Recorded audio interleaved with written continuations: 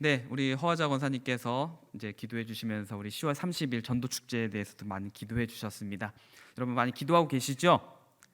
네, 또 1층 로비에 보시면은 우리 작정한 명단들이 쫙, 예, 글씨 너무 잘 만들어진 것 같습니다. 한눈에 보이고, 네, 가나다 순이 아니다 보니까 내가 작정한 사람이 어딨지? 하다 보니까 막 더 찾아보게 되는 것 같습니다. 가나다 순으로 하면은 딱 내가 작정한 사람 한 번에 찾아서 다른 사람은 안 보게 될 것 같아요. 그래서 여러 사람 보라고 막 이렇게 섞어놨습니다. 네, 일부러 그런 겁니다. 네, 네. 지금 거기에는 460명이라고 되어 있는데요.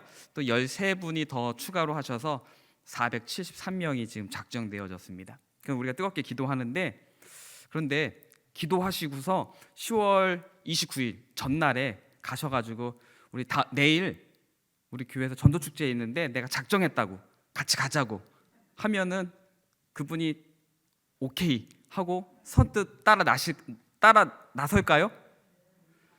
네, 그러면 정말 하나님의 놀라운 역사입니다. 네, 입장 바꿔 생각해 보십시오. 그냥 평상대로 지내다가 전날에 내가 당신을 위해서 기도했다고, 당신을 위해서 작정 기도했다고, 내일 같이 가자고 하면은 가시겠습니까? 쉽게 가지 않을 겁니다. 네, 물론 우린 기도해요. 그렇기 때문에 여러분들 기도하시는 가운데 계속 만나면서 하나님의 마음을 계속 전해 주십시오. 예수 그리스도의 마음과 사랑을 계속 흘러 주셔야 됩니다. 어떻게 해요? 축복하고 도와주고, 네, 또 견물생심이라고 했습니다. 네, 우리도 그렇지 않나요? 네, 떡 하나라도 주는 사람에게 마음을 주는 것 같습니다. 그래서 네, 좀 이제 쌀쌀해지는데, 네, 그 비 오는 날 같은 경우는 또 이제 이렇게 부침개라도 하나 하셔서 이렇게 전해주면은 당신이 생각나서 했다고 이렇게 해서 하면은 뻔한 말인 줄 알지만 어떻습니까? 고맙고 또 맛있게 먹고 또 한국 사람의 정서상 또 받았는데 입을 싹 씻지 못합니다. 그래서 그렇게 한번 마음을 이렇게 전하시고 또 손편지도 써보시는 것도 좋을 것 같습니다. 이렇게 마음을 손으로 써서 이렇게 전해주시면은 또 감동도 받고 또 그런 마음이 있지 않을까라는 생각을 해보게 됩니다. 기도하시는 가운데 하나님께서 주시는 지혜가 있다면 그 지혜를 또 생활 속에서 한번 실천해 보시면 좋을 것 같습니다. 그래서 10월 30일에 정말 전도의 놀라운 열매가 맺혀지기를 예수님의 이름으로 간절히 소망합니다. 네, 그리고 우리가 또 이제 지난번에 공동회의를 하면서 이제 교회 건축을 하는 것을 이제 결의가 되어졌습니다. 그래서 이제 우리 수원서부교회가 내년에 이제 건축이 시작될 계획 가운데 있습니다. 또 이제 우리가 건물을 이제 결국 교회를 이제 새로 이 지금의 건물을 어떻게 합니까? 헐고 새로 지어야 되겠죠. 대부분 건축을 할 때 건물을 지을 때는요, 보통 제일 먼저 하는 게 있습니다.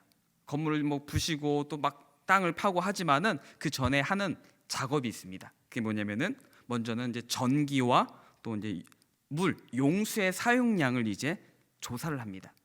그래서 이제 이 건물을 짓는데 또 필요한 전기나 또는 수도 이제 이런 것을 확인을 합니다.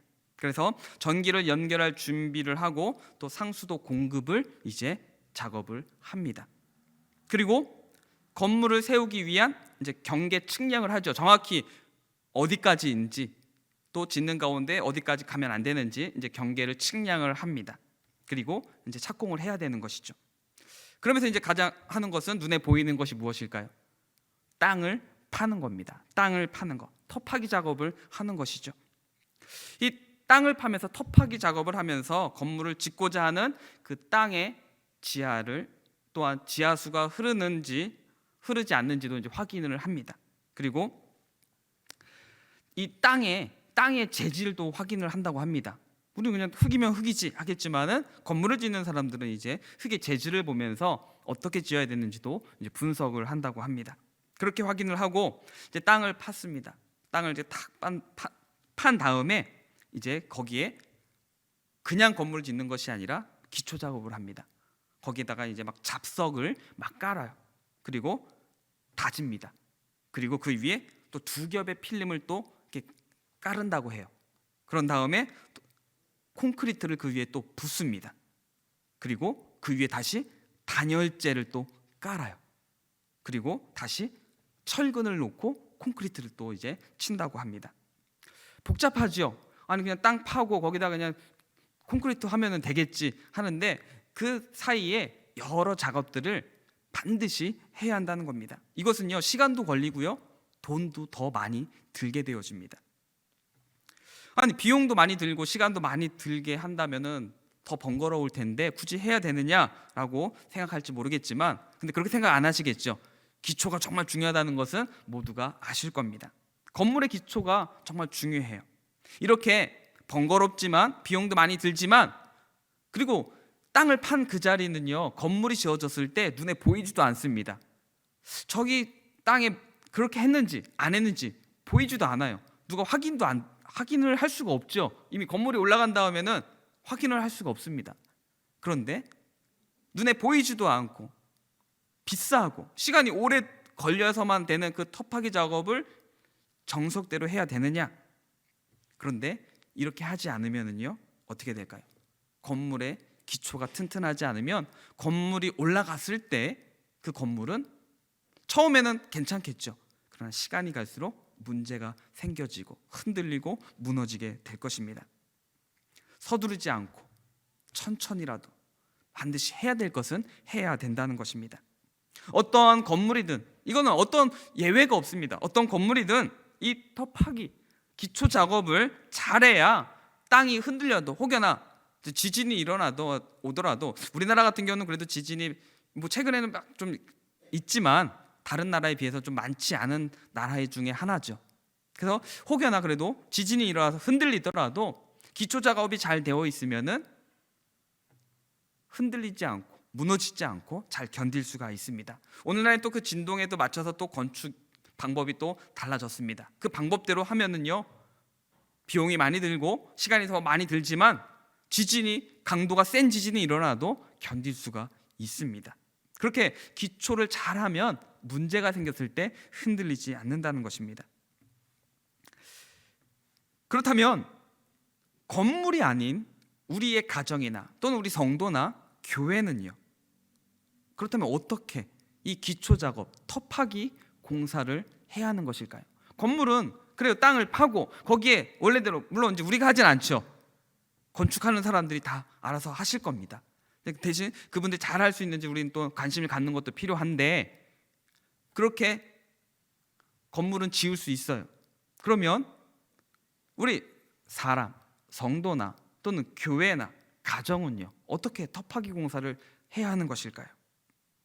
왜냐하면 우리 인생 가운데 과거부터 현재 또 앞으로도 주님 오시는 그날까지요 우리의 가정을 흔들고 교회를 흔드는 악한 사람들과 속이는 사람들이 계속 있기 때문입니다. 이들로 인해서 가정이 또는 교회가 흔들리고 무너지는 일들이 많이 있어 왔습니다. 지금도 과거에도 그랬고 지금도 그렇고요. 계속해서 속이고 흔들고 괴롭히고 있다는 것입니다. 지난해 연말 마지막 날에 YTN에서 이제 뉴스에 나왔던 뉴스 장면인데 한 기사입니다. 한번 보실까요?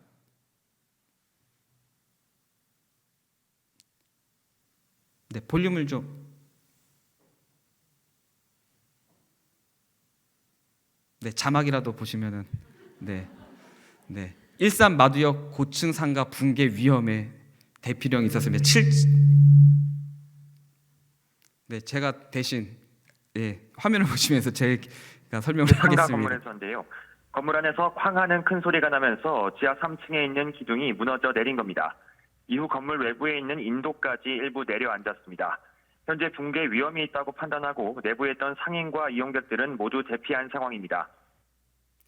네, 저기 작년 12월에 일산에서 있었던 실제 뉴스 보도입니다. 네, 얼마 안 된 거죠. 1년도 안 된 사건인데요. 7층이나 되는 높은 쇼핑몰 건물이 이제 갑자기 진동이 일어나면서 지하 3층에 있는 기둥이 흔들리면서 무너졌다는 겁니다. 그래서 건물이 완전 무너진 건 아니었어요.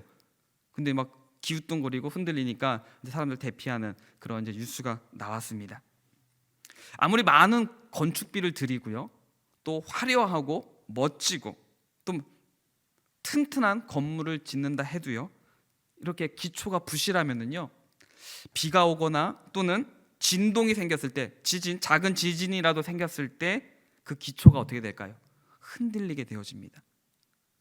반드시 흔들릴 수밖에 없습니다. 당장에는 버티지만은요, 균열이 가고 흔들리게 되어집니다. 그러면서 어떻게 됩니까? 그 땅이, 집안이 꺼져요. 아까도 방금 기사에 그 뉴스에도 보면 싱크홀이 생겼다고 합니다. 땅이 구멍이 난 겁니다.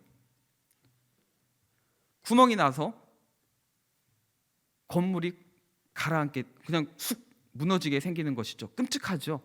거기 메워서 건물을 다시 올릴 수가 없습니다. 건물을 무너뜨릴 수밖에 없어요. 다시 집안을 튼튼히 할 수밖에 없다는 것입니다. 멀쩡하게 잘 있던 그 건물이 이제 무너지게 되는 것이죠. 그런데 이것은 가정도 교회도 똑같다는 겁니다. 겉으로 볼 때 가정 어떻습니까? 우리 교회에서 같이 예배드리고 이야기할 때 허허호호 하하 이야기하지만 그 속내 가정에서는요, 속이 문드러지고 썩어가고, 가정뿐 아니라 성도 간에도요, 서로 지금 웃고는 있지만 어떻습니까? 속에서는요 막 금이 가고 있고 아파하고 있고 힘들어하고 있습니다. 교회도 성도도요, 이렇게 기초가 흔들리거나 또 튼튼하지 못하면은요, 무너지게 된다는 것입니다.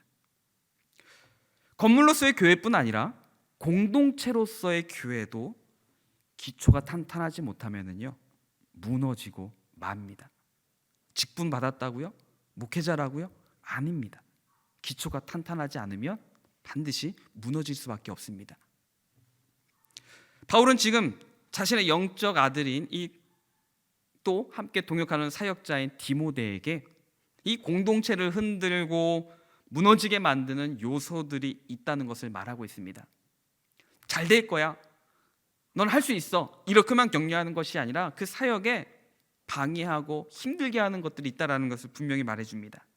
그들은 바로 악한 사람들과 속이는 사람들이라는 것입니다. 악한 사람들, 속이는 사람들. 이들은요, 악한 마음을 갖고 다른 사람들을 속이는 사람들입니다.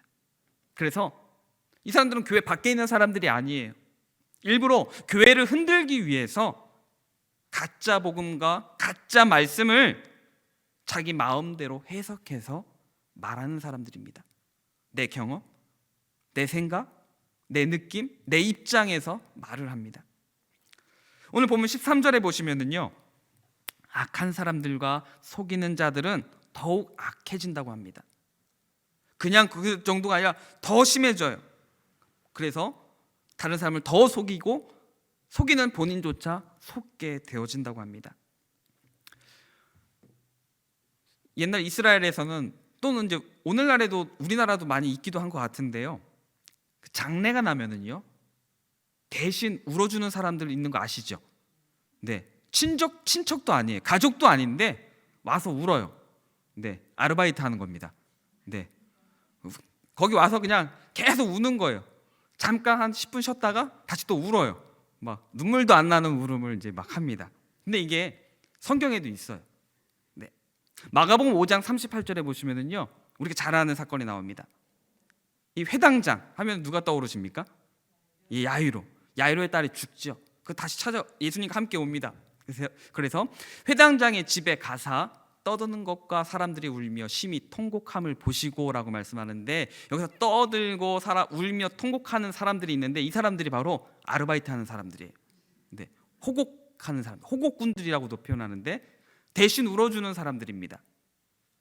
그 장래의 안타까움을 막 울어주는 거예요. 분위기를 막 우는 분위기, 슬픈 분위기로 만들어가는 사람들이죠. 그러니까 나랑 아는 사이도 아니니까, 물론 사람이 죽었다면 안타깝죠. 그러나 슬프지가 않아요. 모르는 사람이니까요. 근데 슬프지도 않은데 슬픈 척 하는 거예요. 돈을 받고 슬픈 척 하는 사람들입니다. 속이는 거죠. 다른 사람들을 속이는 겁니다. 관계된 사람들이나 아르바이트로 이 사람들을 고용해서 울어주는 사람이지, 다른 사람이 볼 때는 뭐예요? 아, 저렇게 슬프게 우는구나, 이 사람의 이 죽음을 이렇게 안타까워하는구나. 다른 사람들을 어떻게 하는 거예요? 속이는 겁니다. 이렇게 속이는 사람들을 말합니다. 우리 마술도 재밌게 보기도 하는데 마술도 어떻게 보면 뭡니까? 눈을 속이는 거죠.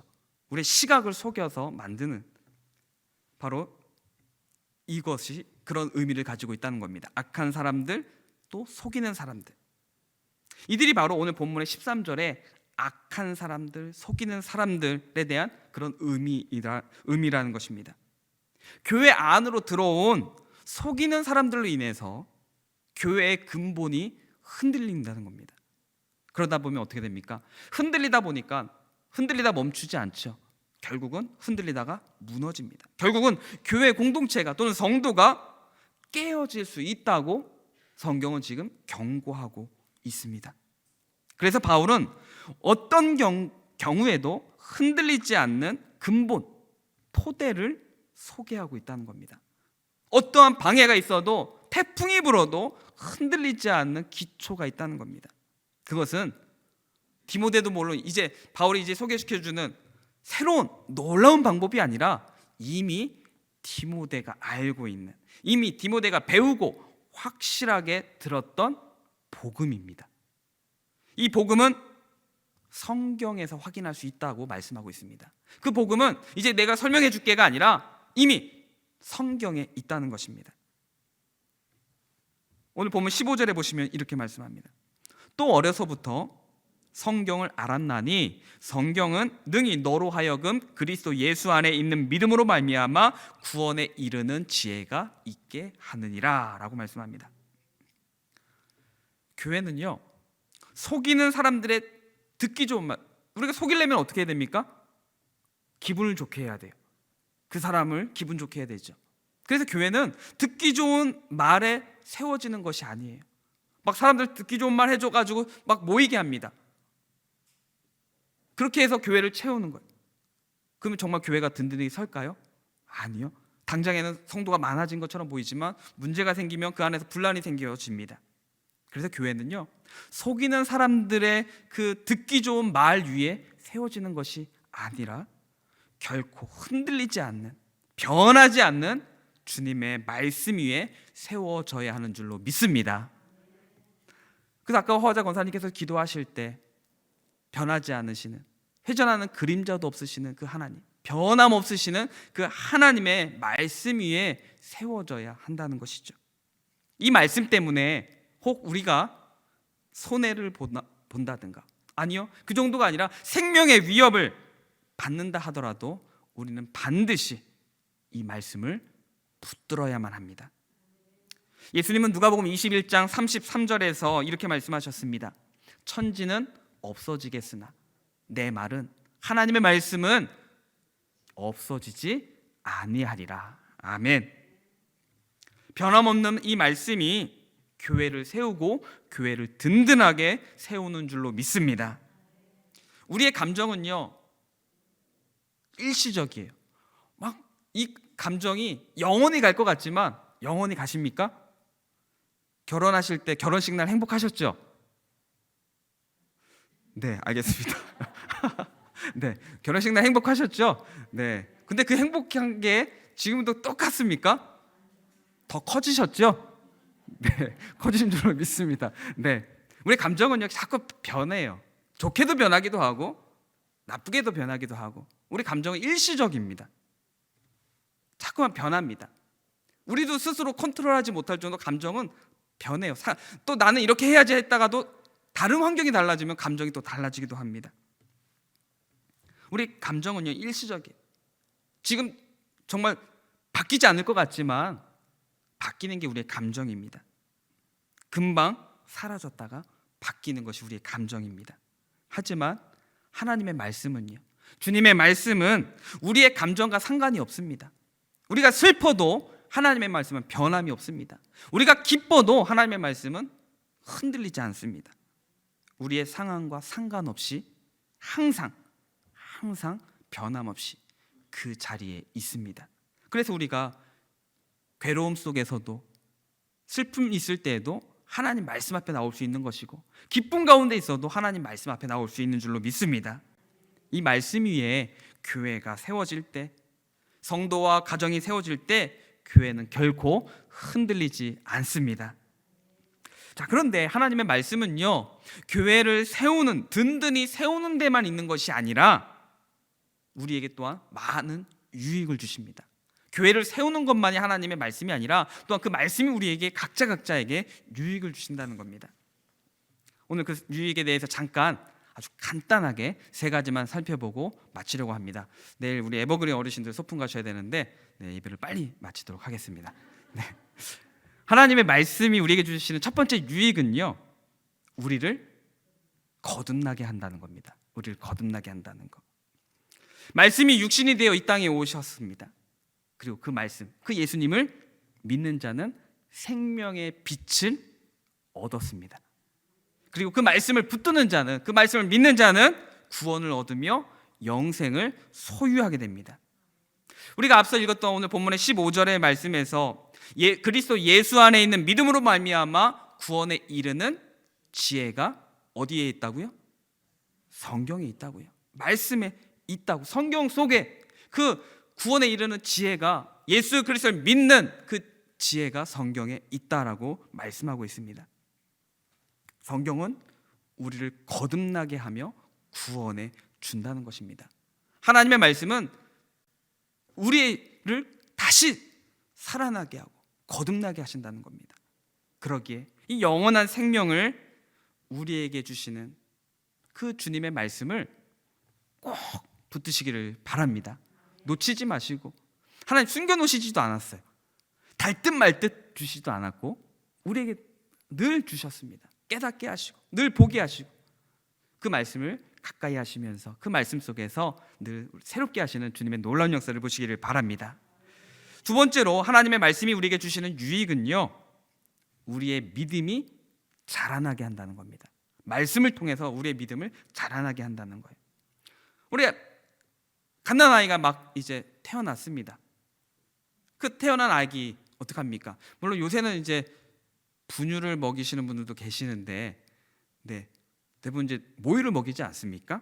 우리 젖을 먹여요. 모유든 분유든 아이에게는 젖을 먹여야만 아이는 자랄 수밖에 없습니다. 뭔가를 먹어야 돼. 아이뿐 아니라 사람은 먹어야만 에너지를 만들어내고 성장하거나 힘을 쓸 수가 있습니다. 그것처럼 우리 성도의 신앙의 양식이 무엇입니까? 하나님의 말씀이죠. 하나님의 말씀을 사모하며 먹어야만 합니다. 그 말씀을 먹을 때 우리의 믿음이 자라요.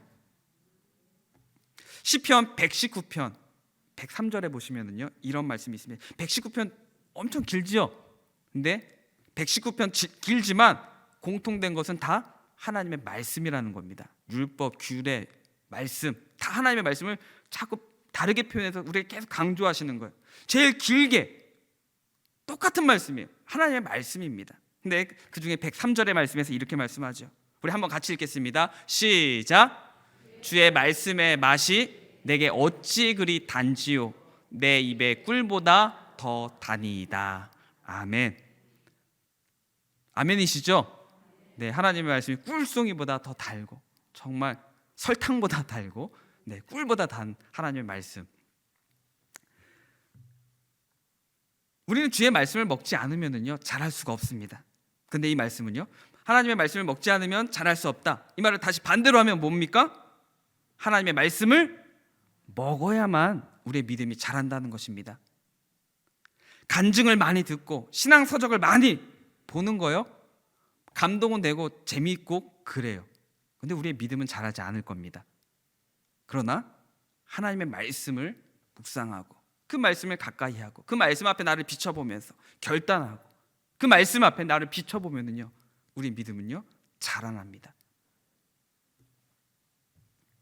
그러기에 하나님의 그 말씀을 늘 가까이 하셔서 정말 하나님의 말씀이 오늘 이 시편 119편 103절의 이 말씀이 정말 내 고백이 될 수 있도록 우리가 늘 가까이 하셔서 그 말씀에 능력이 있기를 소망합니다. 네, 마지막 세 번째입니다. 제가 빨리 한다고 그랬죠? 네, 세 번째로 하나님의 말씀이 우리에게 주시는 유익은 우리의 하나뿐인 삶. 두 개 삶 가지신 분 계신가요? 다 하나뿐인 삶이잖아요. 우리 하나뿐인 그 삶을 온전하게 만들어 주신다는 겁니다. 무엇이요? 하나님의 말씀이 우리의 삶을 온전하게 하신다는 겁니다. 오늘 본문에 17절에 보시면 온전하게 한다라고 말씀하는데, 이 온전하게 한다라는 말씀은요, 정상적인, 올바른, 나눠지지 않은 이라는 의미를 가지고 있습니다. 그래서 하나님의 말씀은요, 어그러지고 치우쳐 있으며 엉뚱한 방향으로만 자꾸 딴 길로만 가려고 하는 우리의 삶을 어떻게 해요? 정상적이고 올바른 길로 이끌어 주신다는 겁니다. 우리의 인생의 방향을 내 인생 잘 살고 있나? 막 그런 고민하신 적 없으세요? 내가 지금 잘하고 있나? 네. 그 답을 누가 가르쳐 줍니까? 네. 다른 사람이 그래 잘하고 있어 이러면 좀 안심이 되기도 하지요. 그런데 그 사람이 책임져 주진 않잖아요. 잘하고 있다고 말했는데 잘못됐어요. 또 잘하고 있다며 이렇게 따집니까? 따질 수도 없잖아요. 오직 하나님의 말씀이 우리의 삶을 온전하게 하신다는 겁니다. 여러분, 우리 일이 성공하는 거 중요하죠. 하는 것마다 잘 되는 거 필요하고 중요합니다. 그러니까 열심히 합니다.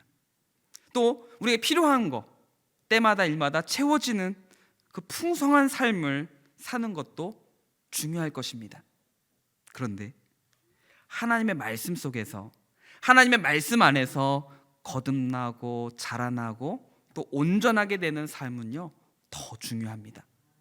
하나님의 말씀을 통해서 거듭나고 우리 믿음이 자라나고 또 온전하게 되는 것은요, 어떠한 삶보다도 정말로 중요합니다. 그러기에 하나님의 말씀이 내 인생을 이끌어 주시고 또 주장할 수 있도록 하나님의 말씀 앞에 맡기시기를 바랍니다. 그리할 때 우리 삶이 주님을 닮아가는 삶이 되고 또 주님을 따라가는 삶이 되며 주님의 마음을, 주님의 뜻을 이루는 삶을 살아가게 될 줄로 믿습니다. 그래서 우리 하나님의 그 말씀을 매일 습관적으로라도 읽으시기를 바랍니다. 그냥 생각나면은, 여유 있으면 한번 읽어볼까? 이게 아니라 습관적으로라도 한번 읽으십시오. 의지적으로라도. 정말 사모하는 마음, 그런 마음으로 읽는 게 좋지만 우선 그런 마음이 없다면은 의지적으로라도 한번 읽어야지 하는 마음으로 읽으십시오.